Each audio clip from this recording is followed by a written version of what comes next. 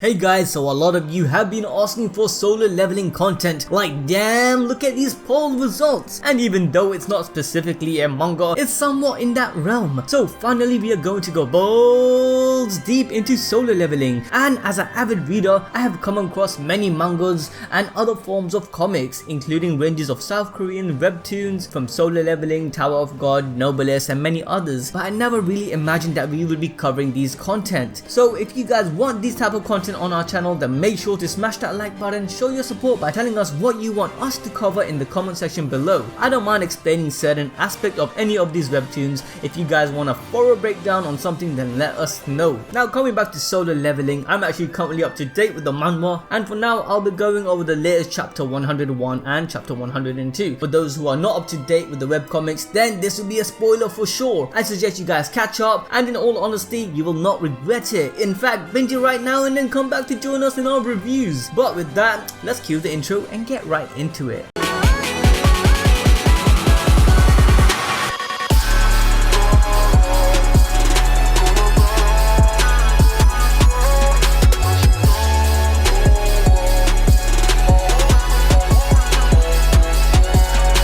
So currently in the Solo Leveling manhwa, things have gotten pretty much Hunter x Hunter over here. We are talking about full on Ant arc. The similarity between it and the Jeju Island arc in Solo Leveling is ridiculous for those who are confused on what's going on, and because this is a first chapter review, let's do a quick summary of what's happening in the world of Solo Leveling. Starting with the main crux of the story, which is that gates connecting the real world with the monster world opened up all around the planet. These gates are pretty supernatural as it connects Earth's domain to dungeons where monsters resides. But when this event occurred, I guess to balance things out, some of the humans around the world received the power to hunt these monsters within the gates. These humans are referred to as hunters, and usually once a hunter has awakened their hunter powers, they won't be able to increase or change their level. And likewise with their level, the gates which opened up are also categorized into corresponding ranks, from S being the highest and E being the lowest. Once a gate has opened, after 7 days time, a dungeon break occurs and the monsters can freely leave the dungeon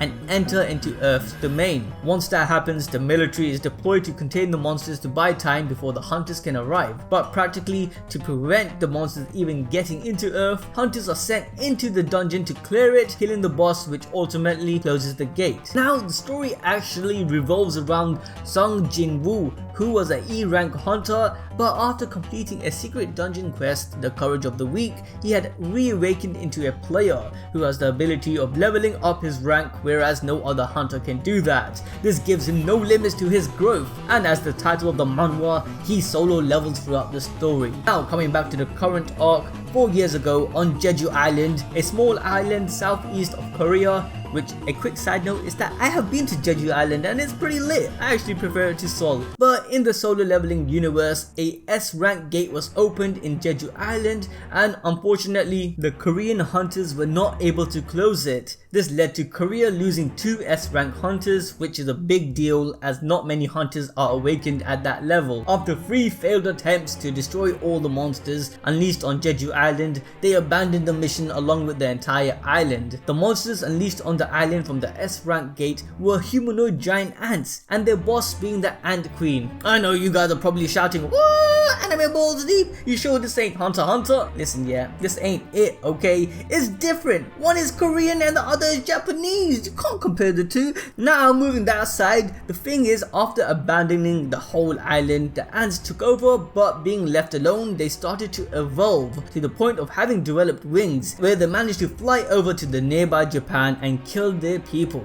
Which brings us back to the present time. Japan, having many more S rank hunters than Korea, offers to help Korea fix the Jeju Island problem, bringing us to the 4th Jeju Island reclamation raid. In the last chapter, we learned that the Japanese had ulterior motives. Like damn, shit just got political. One of the main reasons for Japan's aid was because they wanted to actually further decrease the amount of S rank hunters in Korea, hoping they would die during this raid. Basically, they wanted a political advantage over them, and according to the analysis, they believed that with the current level of Koreans S rank hunters, if they planned things out, the Korean S-rank hunters would be killed as they tried to kill the Ant Queen, or at least some of them would die in the process. To make things worse for the Korean hunters, in this raid a homeboy Jin-Woo decided not to attend, but as a precaution he did however assign his shadow minions to hide under these rankers, and in a dire situation he would be able to use his shadow exchange ability,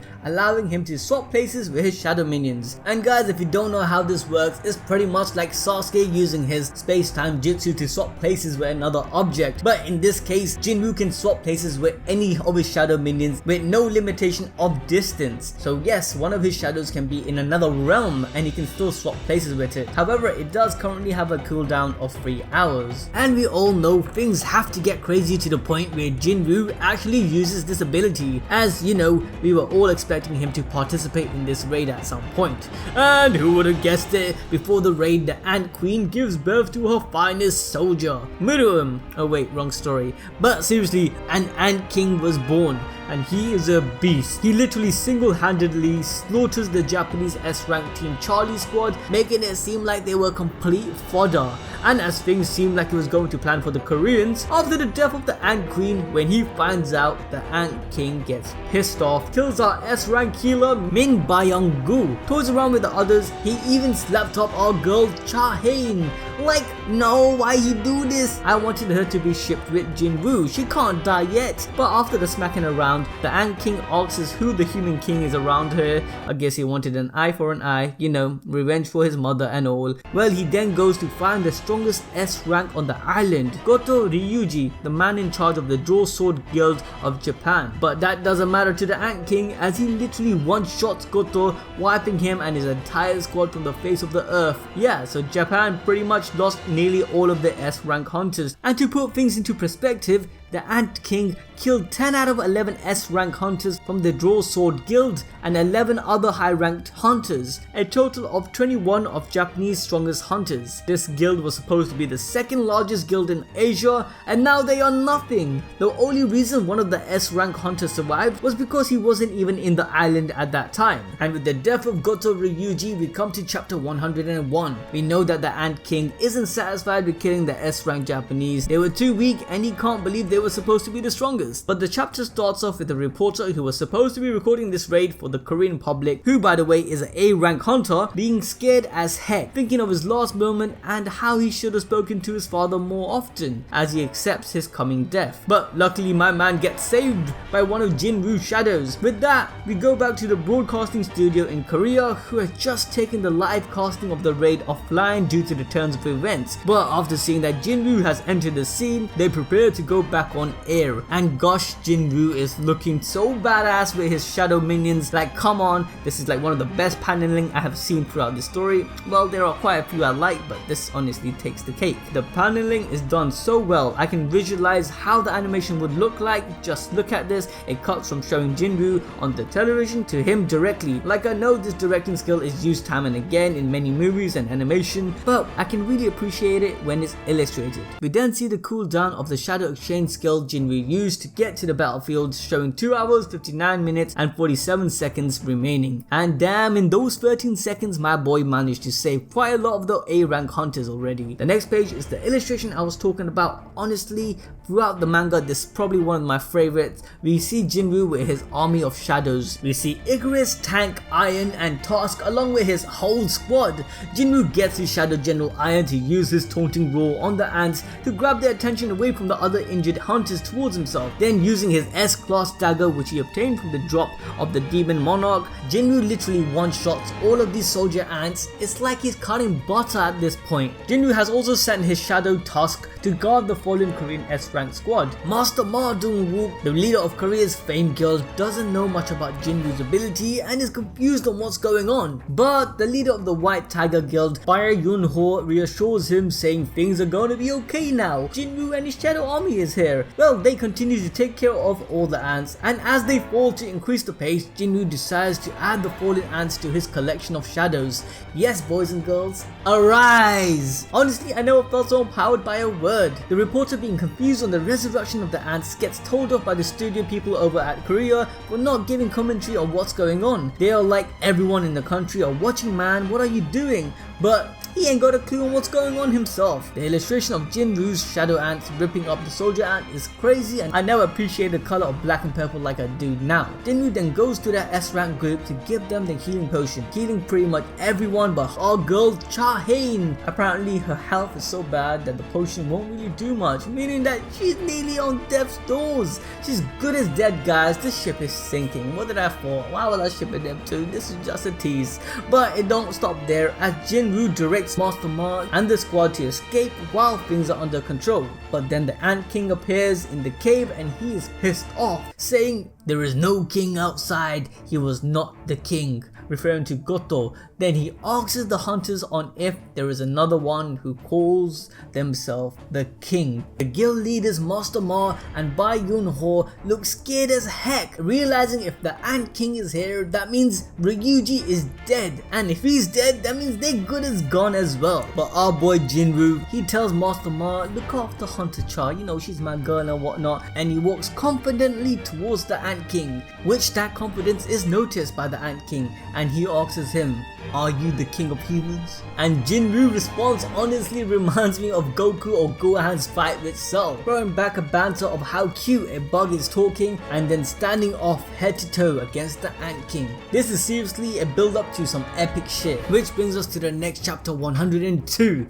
Okay guys, let's get into chapter 102. I'm actually excited about this. Oh no, oh my god. Right off the bat, we got Jin-Woo and the Ant King facing off, and the Ant King just killed Goto Ryuji. You can see him having a little bit of a flashback there, you know, before he sliced his head apart. Human, what fierce cutting aura. Okay, this is quite important because straight away we know that the Ant King can see Jin-Woo's potential strength. The lightning strikes. The broadcast has been interrupted. In order to provide you with the best viewing experience, we are making further preparation. Please excuse the inconvenience. And Ant is using human speech. What's more, he killed Goto. Oh, this guy is pissed off. I don't know why he gives me like J.J. Jameson vibe all over the place from Spider-Man. I don't know, he looks cool though. I like his drawing style. I like that little goatee there. I got a goatee. I can be this guy. It reappeared in the Queen's throne room. And guys, if you don't know who this sexy looking guy is, he's working with the Draw Sword Guild. I believe he's another S-rank hunter. An enormous new source of magical power just appeared, which is our boy Jin-Woo. He disappeared to the scene and I think he's just laying off some next energy waves. Mom, what are you up to? Ah, sorry, I'm interrupting your study, right? The TV just stopped working. Where's Oppa? He ran out suddenly saying he got something to do. Alright guys, a little bit of background to this. A lot of people will ask me, why the heck didn't Jin-Woo just go to Jeju Island? Why did he have to stay home and all that stuff? His mum was in comatose like for a long time, and now she's back, and like anyone that didn't see the mum for a long time, you want to stay with your mum, look after her, you want to be around, have a nice family experience. And that's why he didn't go to the Jeju Island raid. Okay, we finally get to see what everyone is seeing on their phones, on the TV. We see the scene where Jin-Woo is facing against the Ant King. And that's the panel I was talking about on the last chapter. It's lit. Oh my god, Jin-Woo just got slapped up. He just flew to the net. Where is Jin-Woo now? I think he's dead. Nah. Weak. You are not the Ant King. No, you are not the king after all. Oh shit. Oh shit. My man Jin-Woo looks sick. He looks pissed off. Oh my god. My god, he just brought down the Ant King to his knees.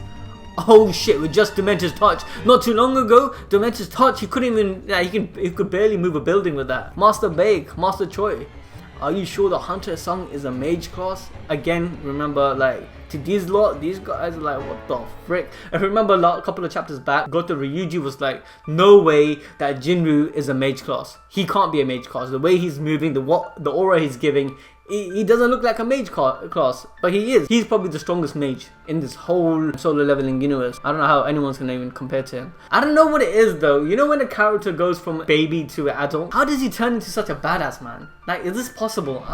Like, even if he did 100 push-ups, 100 sit-ups, his whole demeanor and everything changed. That's how I know this guy's dead and he resurrected as a new entity, because I don't believe Jin-Woo's human anymore. I won't believe it. He's not a human. He must be something else. Maybe he's a monster like everyone else. That's a theory. If you want me to do theories, if you want me to do plain videos on solo leveling, let me know in the comment section below, because I will do it. I'm literally making mental notes here and there, and I have a lot to say. What an amazing display. Even as an A rank, it's taken all I got to stay standing. This is the freaking guy that said, don't worry, I'm an A rank, I can deal with this. This is the reporter that that's literally because of him. I have to give him credit because of him, everyone in Korea, even Japan, because the Japanese broadcast just went off, is able to see this amazing fight. I'm being pushed back by raw strength alone. That's mad. That's like when Ichigo first saw not Aizen, what's his name again? Kenpachi. He just completely collapsed, right? When Kenpachi let out his aura. I think that's how they're feeling right now. What is this? Just what manner of being are you? Is this the Ant King that's saying this? Because the Ant King just got slapped up. See, that's what I mean. Jin-Woo's not a human because the Ant King, he knows he's a monster himself. I think he can tell that this guy is not a human being.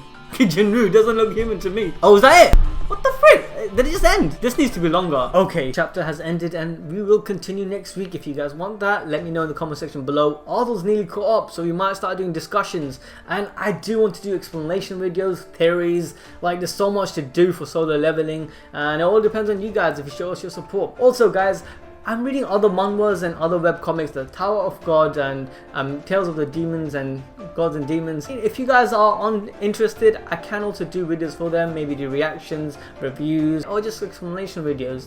If you want that, do let me know down below. Anyway guys, till then, I'll catch you till next time.